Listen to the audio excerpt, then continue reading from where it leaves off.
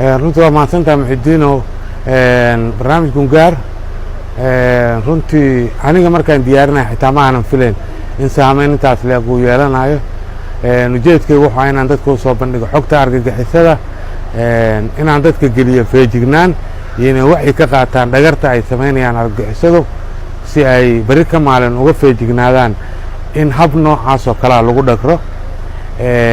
laakiin waxa ay soo baxday heerkan ka filayo feejignaanta heer ka badan baynu dadkii geliyey dadkii ay hadda ayagii oo dhan feejigan yihiin ka diyaar garoobeen dhagarta argagixisada waxaa hadda shalay ugu dambeysay layla wadaagaya dhalinyaro ciyaal xaafadeeda kilib muuqaal iyaga iyo askari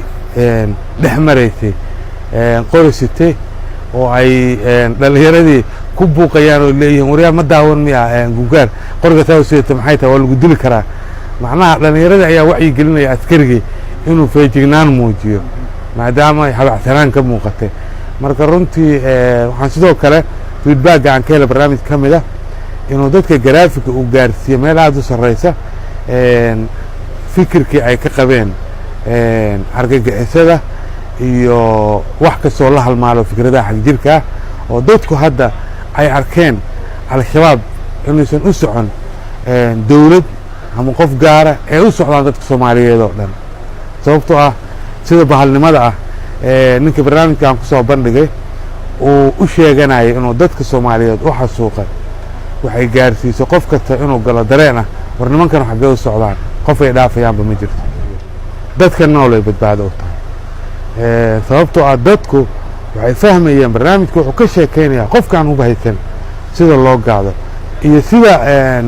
hadduu sameeyo ay adag tahay inaan loo dilin qofka hubaysan dhinac kasta marka waxay fursad u tahay kan waaba dhintay Allah u naxariisto qoyskiisana waa la dareemaynaa dhibka gaaray